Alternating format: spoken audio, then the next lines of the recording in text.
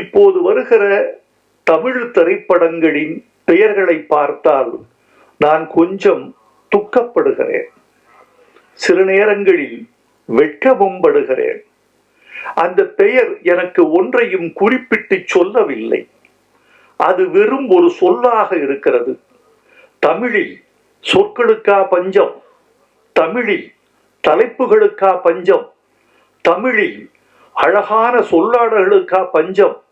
நல்ல பெயர்களை, தனித்துவமான பெயர்களை ஏன் நீங்கள் சூடக்கூடாது என்று பார்க்கிறேன். பத்திரிகைகளில் அந்த அதிகாலை செய்திகளை புரட்டி பார்க்கிற பொழுது, தலைப்புகளை பார்க்கிற போது, அடுத்த பக்கம் செல்வதற்குள் அந்த தலைப்பு ஒரு மின்னலை போல் என் மூளையை கடந்து முடித்து விடுவதை பார்க்கிறேன். தலைப்பு என்றால் நெஞ்சில் தைக்க வேண்டாமா? என் இருதயத்தில் சென்று பசை போட்டு ஒட்டி கொள்ள வேண்டாமா? என் நா திருப்பி உச்சரிக்க வேண்டாமா? ஒரு தலைப்பு என்பது ஒரு படத்திற்கு ஒரு கருத்தை சொல்வதாகவும், இன்னொன்று ஒரு காட்சியை விரியச் செய்வதாகவும், அது குறித்த எதிர்பார்ப்பை ஏற்படுத்துவதாகவும் அமைய வேண்டும் என்றுதான் நம்முடைய முன்னோர்கள் எல்லாம் தலைப்பு வைத்தார்கள். பழைய தலைப்புகளை எல்லாம் பார்த்தால் அந்த தலைப்பில் கதை வரும். மங்கையர் உள்ளம் மங்காத செல்வம் என்றால் ஒரு சமூகத்தின் பண்பாடே வந்துவிடும். கணவனே கண்கண்ட தெய்வம் என்று சொன்னவுடன் ஒரு கலாச்சாரத்தின் விழுமியம் வந்து விடுகிறது. அதெல்லாம் பழசு என்று நமக்கு தெரியும்.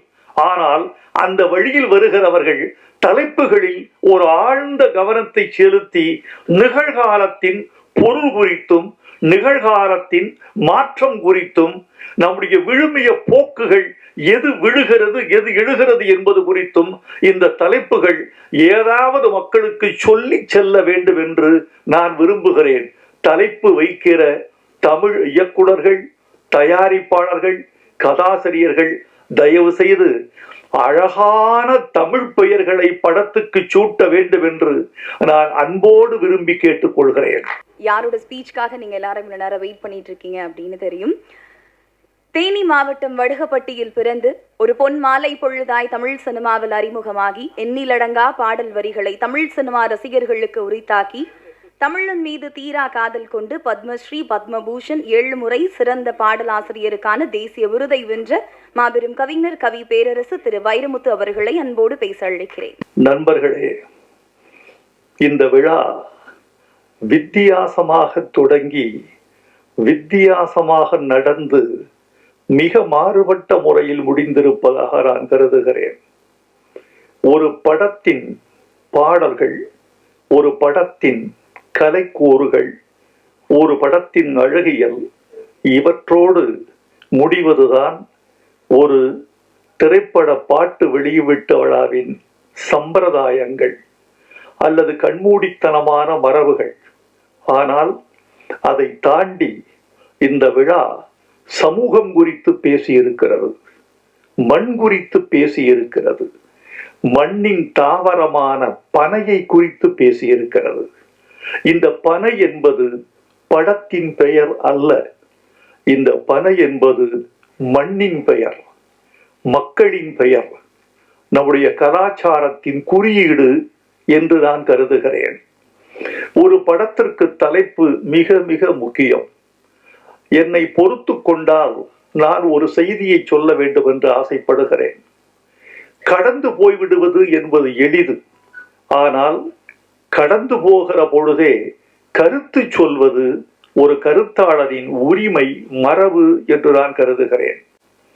இப்போது வருகிற தமிழ் திரைப்படங்களின் பெயர்களை பார்த்தால் நான் கொஞ்சம் துக்கப்படுகிறேன். சில நேரங்களில் வெட்கமும் படுகிறேன். அந்த பெயர் எனக்கு ஒன்றையும் குறிப்பிட்டு சொல்லவில்லை. அது வெறும் ஒரு சொல்லாக இருக்கிறது. தமிழில் சொற்களுக்கா பஞ்சம், தமிழில் தலைப்புகளுக்கா பஞ்சம், தமிழில் அழகான சொல்லாடல்களுக்கா பஞ்சம். நல்ல பெயர்களை, தனித்துவமான பெயர்களை ஏன் நீங்கள் சூடக்கூடாது என்று பார்க்கிறேன். பத்திரிகைகளில் அந்த அதிகாலை செய்திகளை புரட்டி பார்க்கிற பொழுது, தலைப்புகளை பார்க்கிற போது, அடுத்த பக்கம் செல்வதற்குள் அந்த தலைப்பு ஒரு மின்னலை போல் என் மூளையை கடந்து முடித்து விடுவதை பார்க்கிறேன். தலைப்பு என்றால் நெஞ்சில் தைக்க வேண்டாமா? என் இருதயத்தில் சென்று பசை போட்டு ஒட்டி கொள்ள வேண்டாமா? என் நான் திருப்பி உச்சரிக்க வேண்டாமா? ஒரு தலைப்பு என்பது ஒரு படத்திற்கு ஒரு கருத்தை சொல்வதாகவும், இன்னொன்று ஒரு காட்சியை விரியச் செய்வதாகவும், அது குறித்த எதிர்பார்ப்பை ஏற்படுத்துவதாகவும் அமைய வேண்டும் என்றுதான் நம்முடைய முன்னோர்கள் எல்லாம் தலைப்பு வைத்தார்கள். பழைய தலைப்புகளை எல்லாம் பார்த்தால் அந்த தலைப்பில் கதை வரும். மங்கையர் உள்ளம் மங்காத செல்வம் என்றால் ஒரு சமூகத்தின் பண்பாடே வந்துவிடும். கணவனே கண்கண்ட தெய்வம் என்று சொன்னவுடன் ஒரு கலாச்சாரத்தின் விழுமியம் வந்து விடுகிறது. அதெல்லாம் பழசு என்று நமக்கு தெரியும். ஆனால் அந்த வழியில் வருகிறவர்கள் தலைப்புகளில் ஒரு ஆழ்ந்த கவனத்தை செலுத்தி நிகழ்காலத்தின் பொருள் குறித்தும் நிகழ்காலத்தின் மாற்றம் குறித்தும் நம்முடைய விழுமிய போக்குகள் எது விழுகிறது எது எழுகிறது என்பது குறித்தும் இந்த தலைப்புகள் ஏதாவது மக்களுக்கு சொல்லி செல்ல வேண்டும் என்று நான் விரும்புகிறேன். தலைப்பு வைக்கிற தமிழ் இயக்குனர்கள், தயாரிப்பாளர்கள், கதாசிரியர்கள் தயவு செய்து அழகான தமிழ் பெயர்களை படத்துக்கு சூட்ட வேண்டும் என்று நான் அன்போடு விரும்பி கேட்டுக்கொள்கிறேன். இது ஒரு கவிஞனுடைய வேண்டுகோள் அல்லது ஒரு பாடலாசிரியரின் வேண்டுகோள் என்று நினைத்து விடாதீர்கள். இது தமிழ் மக்களின் வேண்டுகோள், பாமரனின் வேண்டுகோள், உழவனின் வேண்டுகோள், மூட்டை தூக்குகிற தொழிலாளியின் வேண்டுகோள், விறகு வெட்டியின் வேண்டுகோள். அவன் தமிழோடு இருக்க வேண்டும் என்று விரும்புகிறான். நீங்கள் தள்ளி நிற்கிறீர்கள். நான் உங்களை கேட்கிறேன், ஒரு தலைப்பை மாறுபட்ட முறையில் தமிழுக்கு விரோதமாக வைத்து அந்த படம் வெற்றி பெற்று விட்டது என்று நீங்கள் சொன்னால் நான் ஏற்றுக்கொள்கிறேன். வெற்றியும் பெறுவதில்லை. பிறகு ஏன் இந்த படத்திற்கு எனக்கு கதை சொன்ன இயக்குனர் இந்த படத்திற்கு விதை என்று பெயர் வைத்திருக்கிறேன் என்று சொன்னார். நான் சொன்னேன், விதை நல்ல பெயர்தான், ஆனால் நீங்கள் சொல்ல விரும்புகிற கதையை விட்டு விதை தள்ளி நிற்கிறது. எனவே இந்த படத்தின் ஒட்டுமொத்த இருதய துடிப்பும் தலைப்புக்குள் வர வேண்டும் என்றால் தம்பி பனை என்று பெயர் வைக்க வேண்டும் என்று சொன்னேன். அவர் உடனே ஏற்றுக்கொண்டார். விதையை விட பனை எனக்கு இன்னும் பக்கத்தில் இருக்கிறது ஐயா என்று சொன்னார். வாழ்க என்று சொன்னேன்.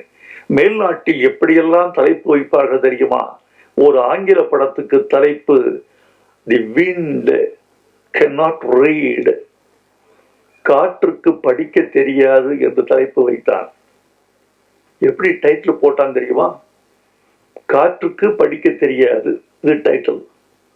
காற்று வீசுகிறது, ஒரு மரத்தின் மீது வீசுகிறது, ஒரு மாளிகை மீது வீசுகிறது, ஒரு புல்வெளியின் மீது வீசுகிறது, ஒரு குழந்தையின் மீது வீசுகிறது, ஒரு சாலையில் வீசுகிறது, ஒரு சோலையில் வீசுகிறது. சோலைக்கு போனால் ஓரிடத்தில் பூக்களை பறிக்காதீர்கள் என்று ஒரு அறிவிப்பு பலகை வைக்கப்பட்டிருக்கிறது. இப்போது காற்று வேகமாக அடிக்கிறது, பூக்கள் புல்வெளியில் உதிர்கின்றன. அங்க போட்டிருக்கான், காற்றுக்கு படிக்க தெரியாது. உங்களுடைய கரவொலி அந்த படத்திற்கு திரையரங்கில் விழுந்திருக்குமா, விழுந்திருக்காதா? அதுதான் வேண்டும். ஒரு தலைப்பு உங்களுக்குள் ஒரு பரவசத்தை உண்டாக்க வேண்டும். டெல்லியில் ஒருவன் தன் சுயசரிதியை எழுதினான். எழுதிவிட்டு மை ஸ்டோரி என்று தலைப்பு வைத்தான். 100 பிரதிகள் கூட விற்கவில்லை. என்ன என்று யோசித்து பார்த்தான். அட்டையை கிழித்தெறிந்து விட்டு இன்னொரு தலைப்பு வைத்தான். ஒரே நாளில் 3000 பிரதிகள் விற்று விட்டன. அவன் வைத்த தலைப்பு மை ஸ்டோரிங்கிறத மாத்தி என் மகனின் தந்தையின் கதைன்னு வச்சான். அது அவன் கதை தான். அது அவன் கதை தான். என் மகன், அதே தலைப்பு தான், என் மகனின் தந்தையின் கதைன்னு சொன்ன ஏதோ விவகாரமா இருக்கே என்று உள்ளே வந்தான். நண்பர்களே, இந்த பனை என்ற ஒரு குறியீட்டை பற்றி உங்களுக்கு சில செய்திகள் சொல்லியாக வேண்டும். இந்தியாவில் 11 கோடி பனை மரங்கள் இருக்கின்றன. இந்த 11 கோடி பனை மரங்களில் 6 கோடி பனை மரங்கள் தமிழ்நாட்டில் மட்டும் இருக்கின்றன. இந்த பனை என்பது தமிழ்நாட்டு தாவரம். ஆப்பிரிக்காவிலிருந்து மனித இனம் மடகாஸ்கர் தாண்டி இந்தியா வழியே வந்து ஆஸ்திரேலிய கரையில் சென்று குடியேறிய காலத்தில் கடத்தி வரப்பட்ட மரம் பனைமரம். இந்த பனைமரத்தை சாதாரணமாக கருத வேண்டாம், வெறும் மரம் என்று. நம்முடைய முடியாட்சியோடு சம்பந்தப்பட்டிருக்கிறது, நமது கலாச்சாரத்தோடு சம்பந்தப்பட்டிருக்கிறது. சேர சோழ பாண்டியர்களுக்கு 3 கொடி இருப்பது தெரியும். சோழனுக்கு புலிக்கொடி, பாண்டியனுக்கு மீன்கொடி, சேரனுக்கு விற்கொடி என்பது உங்களுக்கு தெரியும். இந்த 3 மன்னர்களுக்கு 3 மாலைகள் இருந்த கதை தெரியுமா? பாண்டியனுக்கு வேப்பம்பூ மாலை, சோழனுக்கு ஆத்திமலர் மாலை, சேரனுக்கு பனம்பூ மாலை. சேர மன்னன் தனது நெஞ்சில் அணிந்த அடையாள பூவாக, தேசிய பூவாக அவன் கருதியது பனம்பூவை. பனம்பூ மாலை அணிந்தவன் சேரன் என்பது நம்முடைய வரலாறு. இந்த பனை மாதிரி தாய் கூட கொடுக்க முடியாது. அதாவது நீங்க தாய்க்கு கூட நீங்கள் எவ்வளவு கடமையை செய்ய வேண்டும் என்று உங்கள் மனசுக்குள் ஒன்று இருக்கும். அவள் தாய்ப்பால் கொடுத்ததற்கு நாம் தாய்க்கு செய்ய வேண்டிய கடமை நமக்கு இருக்கிறது என்று நீங்களும் செய்வீர்கள். ஆனால் தாயும் எதிர்பார்ப்பாள், தப்பில்லை, அவளுக்கு அந்த உரிமை இருக்கிறது. இந்த பனை எதிர்பார்ப்பதில்லை. அது உன்னிடம் தண்ணீரை எதிர்பார்ப்பதில்லை, உன்னிடம் பராமரிப்பை எதிர்பார்ப்பதில்லை, உன்னிடம் உரத்தை எதிர்பார்ப்பதில்லை. அது வானத்திலிருந்து நீரை வாங்கிக் கொள்கிறது. வானத்தில் தண்ணீர் வறண்டு போன போது காற்றின் ஈர பசையை பனை ஓல இழுத்து தன்னை உறுதிப்படுத்திக் கொண்டு உயிர் வாழ்ந்து கொள்கிறது. ஒரு 15 வருஷத்துல ஒரு பனைமரம் வந்து நின்று நிற்கிறது. ஒரு பனைமரம் ஆண்டுக்கு 150 லிட்டர் பதநீரும் 24 கிலோ பனை வெல்லமும் தருகிறது. இந்த மரத்தை நாம் ஏன் தமிழ்நாட்டின் தேசிய மரமாக அறிவிக்க கூடாது? அறிவிச்சிருக்காங்களா? இருக்காங்க. தமிழ்நாட்டின் தேசிய மரம் என்று சொல்ல முடியுதா? அப்படியே சொல்லுங்க.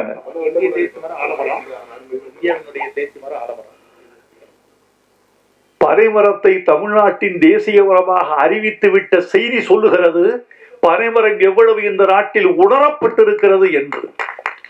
இந்த பனைமரத்தை நாம் வெறும் தலைப்பாக மட்டும் கருத வேண்டாம் தோழர்களே. பனை சார்ந்த வாழ்க்கை, அந்த வாழ்க்கையோடு கூடிய மனிதர்கள், இவர்களின் கதையாக இந்த பனை இருக்க வேண்டும் என்று நான் விரும்புகிறேன். இந்த பனையை, காட்சியை இன்றுதான் உங்களோடு நான் நின்று பார்த்தேன். எனக்கு மகிழ்ச்சி. படத்தில் வெற்றியின் கூறுகளை பார்த்தேன். முழு படத்தை பார்க்காமல் கருத்து சொல்வது அவ்வளவு உகந்ததல்ல. என்னுடைய விருப்பத்தை தெரியப்படுத்திக் கொள்கிறேன். இந்த படம் வெற்றி பெற வேண்டும் என்பது என் விருப்பம், வெற்றி பெற வேண்டும் என்பது என் வாழ்த்து. அதற்குரிய கூறுகள் இந்த படத்தில் இருக்கும் என்று உங்களைப் போலவே நானும் எதிர்பார்க்கிறேன். இந்த படத்திற்கு பாட்டு எழுதினேன். மணிலால் கீரவாணியிடம் இருந்தவர் வந்து இசையமைத்து கொடுத்தார். அவருக்கு என் வாழ்த்துக்களை தெரிவித்துக் கொள்கிறேன். ராஜேந்திரன் கிடைத்தார் தயாரிப்பாளராக. பனைமரம் போல ஒருத்தர் வந்தார்.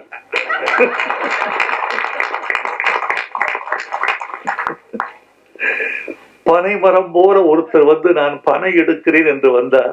உங்களுக்கு என் வாழ்த்துக்கள் ராஜேந்திரன். தொடர்ந்து நீங்கள் படம் செய்ய வேண்டும் என்று நான் விரும்புகிறேன். இந்த படத்தின் பாடல்கள் எனக்கு ரொம்ப மகிழ்ச்சி. அரவிந்தராஜும் பேரரசும் இந்த படத்தை வாழ்த்த வந்த பொழுது அவர்கள் தமிழ் பாடல்களை கொண்டாடிய போது நான் மகிழ்ந்து போனேன். ஒரு கலைஞருக்கு எது தெரியுமா மிகவும் மகிழ்ச்சி? இவர்கள் கொடுக்கிற பொன்னாடை, பூமாலைகள், தங்கச் சங்கிலிகள், இவைகளெல்லாம் ஒரு கலைஞனுக்கு பெரிதல்ல. இவைகளால் அவன் பூரித்து போக மாட்டான். அவன் விரும்புவதெல்லாம் ஒரு மேடையில் ரசிகனின் கரவொலி. அந்த கரவொலிக்கு இடையான சங்கீதம் வேறொன்றும் இல்லை. ஒரு மனிதனை உயிர்ப்பிக்கிற சங்கீதம் கரவொலி. அது எல்லோருக்கும் கிடைத்து விடுவதில்லை. அடுத்து அவனுடைய கலையை புரிந்து கொள்ளுதல். என் கலையை நீ புரிந்து கொண்டாய் என்பதுதான் எனக்கு வெற்றி. ஒரு ஓவிய கண்காட்சி நடந்தது.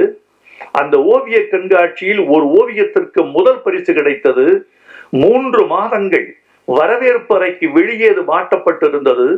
அதற்கு கீழே ஒரு நோட்டு புத்தகம் வைக்கப்பட்டது, பேரேடு. அந்த பேரேட்டின் கீழே எல்லோரும் எழுதி போனார்கள், இந்த ஓவியம் என்னை மயக்குகிறது, ஓவியருக்கு என் முத்தம், இந்த வண்ணங்கள் எனக்கு வேறேதோ சொல்லுகிறது. விதவிதமாக எழுதினார்கள். சற்றே விட்டால் இந்த ஓவியன் ரவிவர்மனை தொட்டு விடுவான் என்றெல்லாம் எழுதி வைத்து விட்டு போனார்கள். 3 மாதம் கழித்து அந்த ஓவியனுக்கு பாராட்டு விழா. அவன் வந்தான். வந்தவன் ஓவியத்தை பார்த்தான். பார்த்து விட்டு சொன்னான், அட பாவிகளே, 3 மாதமாக என் ஓவியத்தை தலைகீழாகவா மாட்டி வைத்திருந்தீர்கள்?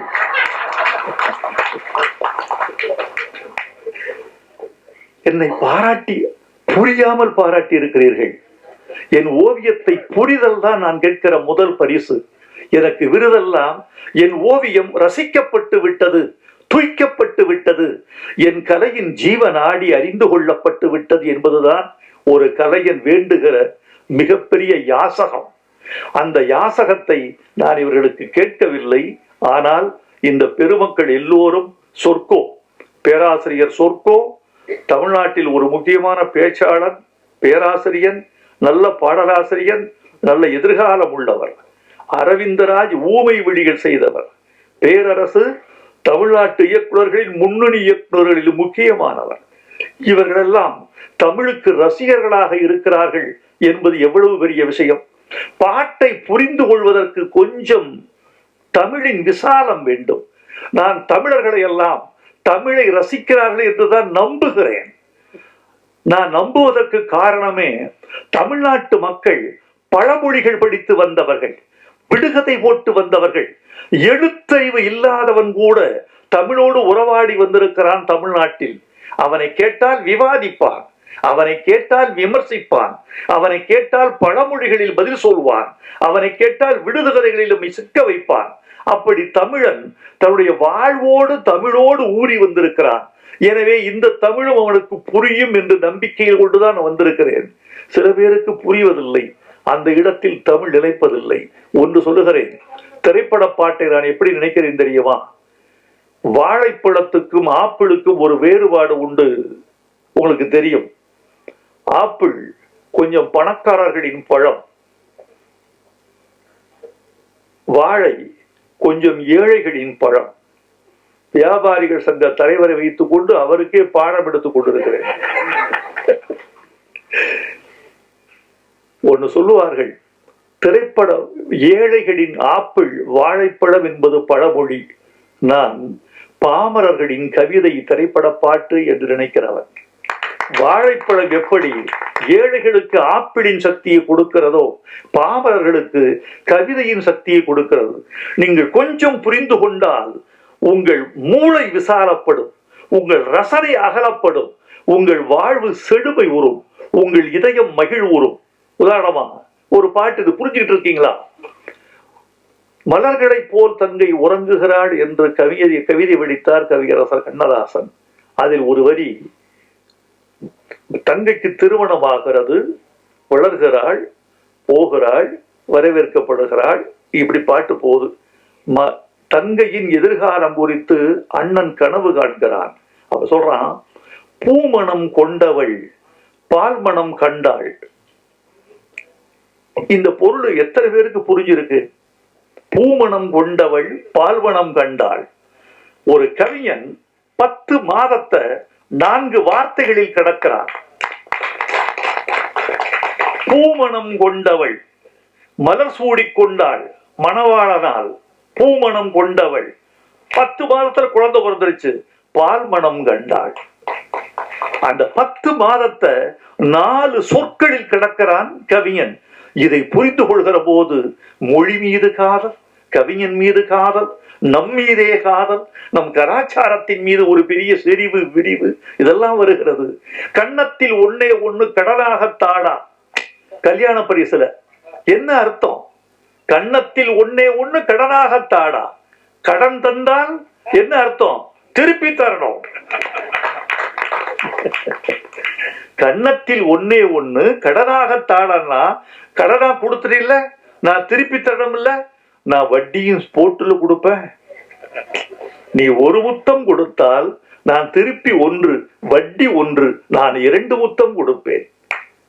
கன்னத்தில் இதெல்லாம் இவ்வளவு அழகு இருக்கு. இப்போது நான் சொன்ன பிறகு இந்த சபை கைதட்டுவதை பார்த்து நீங்கள் புரிந்து கொண்டால் உங்களுக்கு நீங்களே கைதட்டிக் கொள்ள மாட்டீர்களா? உங்களோடு சேர்ந்து தமிழும் கைதட்டாதா? இது பட்டுக்கோட்டை பாட்டு. வாலி எழுதினாரு. வளையல் போட வர்றாரு கல்யாண பொண்ணுக்கு. கல்யாண பொண்ணு கண்ணான கண்ணுன்னு ஒரு பாட்டு. அதுல பொண்டாட்டி புருஷன் 2ஆக இருந்தால், இது வரைக்கும் தான் தெரியும், பொண்டாட்டி புருஷனுக்கும் பொண்டாட்டிக்கு சண்டை. 2 பேரும் ஒன்னா இருக்கணும், ஆனா 2ஆ இருக்காங்க. இந்த வளையல் போட்டா என்ன ஆகும்? பொண்டாட்டி புருஷன் 2ஆக இருந்தால் சராசரியா எப்படி எழுதுவான் ஒருத்தன்? 1ஆக செய்யும் வளையல், அப்படித்தான் எழுதுவான்.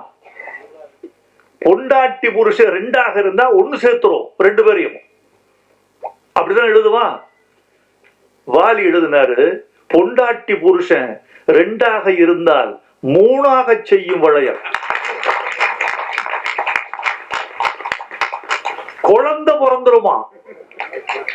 இந்த வளையல் சத்தம் அந்த வளையல் சத்தத்தின் சிணுங்களில் அவள் எழுப்புவதும், அவள் முனகுவதும், அவள் அழைப்பதும், அவள் ஆரவாரம் செய்வதும், அவள் கொஞ்சச் செய்வதும், அவள் மிஞ்சி செய்வதும், 2 பேருக்கும் ஒரு காதல் வளர்வதும், காதல் கலவியில் முடிவதும், அது குழந்தையில் சென்று வளர்வதும் இந்த ஒரு வளையலால் நடக்கும்னு சொல்றான்.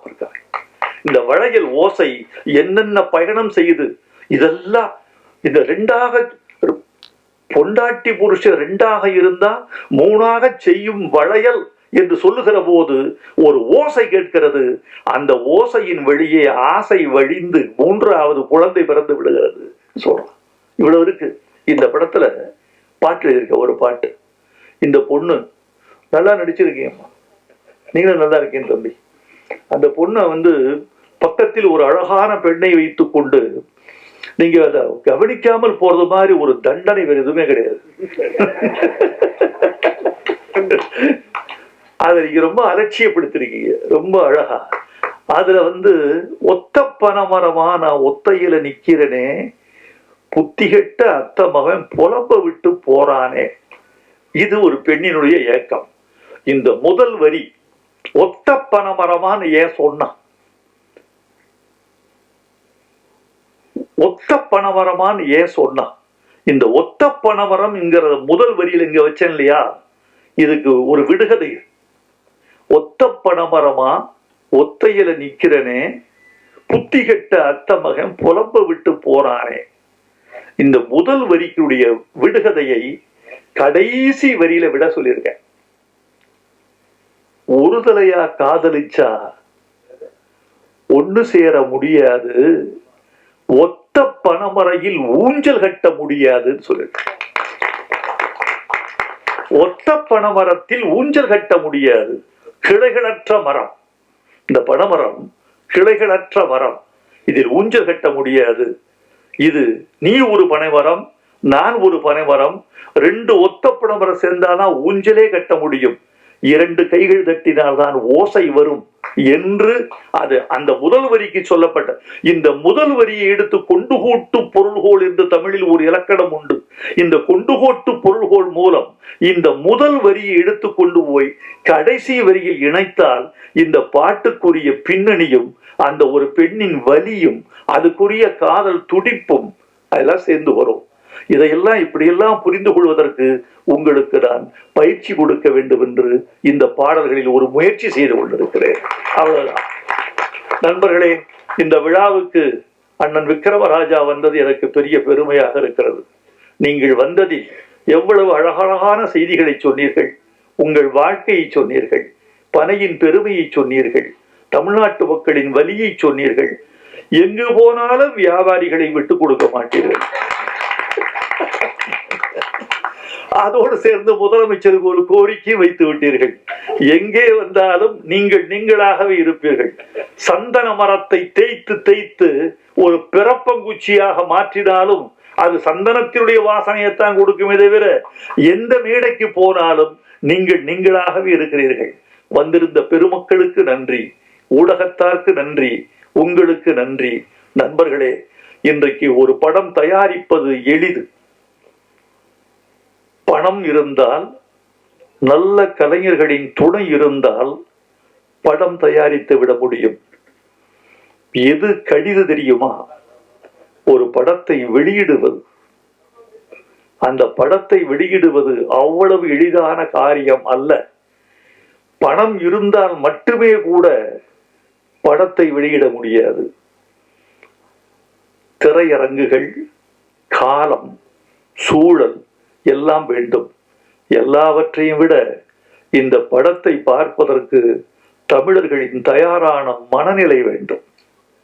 அந்த மனநிலையை தயாரித்துக் கொண்டு இந்த படத்தை நீங்கள் நல்ல முறையில் வெளியிட வேண்டும்.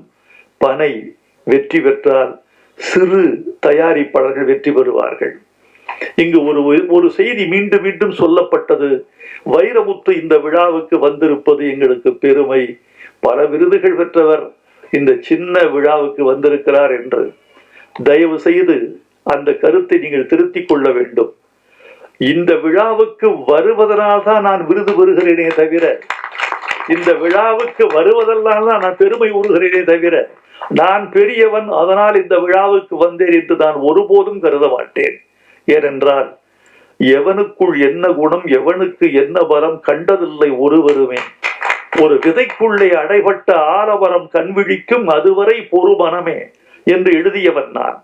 எனவே என்னை தேடி புதிய இயக்குனரோ புதிய இசையமைப்பாளரோ வருகிற போது எந்த புற்றுக்குள் எந்த பாம்போ என்று பார்க்காமல் எந்த விதைக்குள் எந்த விருட்சமோ என்றுதான் நான் பார்க்கிறேன். அப்படி ஒரு தயாரிப்பாளர், ஒரு இசையமைப்பாளர், ஒரு இயக்குனர் வந்த பொழுது இவர்களுக்குள் ஒரு பாரதி ராஜா, இவர்களுக்குள் ஒரு சங்கர், இவர்களுக்குள் ஒரு மணிரத்னம் இருந்துவிட மாட்டார்களா என்றுதான் நான் கருதி பார்க்கிறேன். அதனால் நீங்கள் எல்லோரும் வளர வேண்டும். எனக்குரிய ஆசை, நான் நீண்ட காலம் திரையுலகில் பயணித்துக் கொண்டே இருக்கிறேன். ஒரு 4 தலைமுறையை பார்த்து விட்டேன். எல்லா தலைமுறைக்கும் பொதுவான ஒரே ஒரு குணம், வெற்றியும் தோல்வியும். எல்லா தலைமுறையிலையும் வெற்றி ஒரு பாதி, தோல்வி ஒரு பாதி. இது மாற்றமே இல்லை. வேறு எதில் மாற்றம் இருக்கிறது என்று சொன்னால் முயற்சியில் மாற்றம் இருக்கிறது. தோல்விகளுக்கு பிறகு அந்த தோல்விகளை உரமாய் போட்டு மீண்டும் எழுந்து கொள்ள வேண்டும் என்பது பழைய தலைமுறைக்கு இருந்தது, புதிய தலைமுறைக்கு குறைந்திருக்கிறது. புதிய தலைமுறைக்கு ஒரு வார்த்தை, தோல்விகளை எல்லாம் பாடங்களாக கற்றுக்கொள்ளுங்கள், அடுத்தடுத்து முயற்சி செய்யுங்கள். பனை வெற்றி பெற வேண்டும். இந்த பனை ஒரு பெரிய சிறப்பு உண்டு. பனைக்கு எந்த மரமும் புயலில் சாய்ந்து விடும், எந்த மரமும் வெயிலில் காய்ந்து விடும். ஆனால் எந்த புயலுக்கும் சாயாத மரம், எந்த வெயிலுக்கும் காயாத மரம் பனை. அந்த பனை போல் இந்த படக்குழு வாழ்க என்று வாழ்த்தி விடைபெறுகிறேன். நன்றி, வணக்கம். அனைவருக்கும் வணக்கம். நாங்க மக்கள் இசை கலைஞர்கள் செந்தில் கணேஷ், ராஜலட்சுமி. சேனலை லைக் பண்ணுங்க, ஷேர் பண்ணுங்க, கமெண்ட் பண்ணுங்க, சப்ஸ்கிரைப் பண்ணிருங்க, பக்கத்துல இருக்க பெல் பட்டனை கிளிக் பண்ணிருங்க. Hi cut to cut viewers, உங்களுக்கு இந்த வீடியோ பிடிச்சிருந்ததுன்னா please subscribe and like and share and comment. Hi வணக்கம், நான் பூர்ணா பேசுறேன். Don't forget to subscribe Cut to Cut. Cut to Cut viewers, if you like this video, please subscribe, comment and share.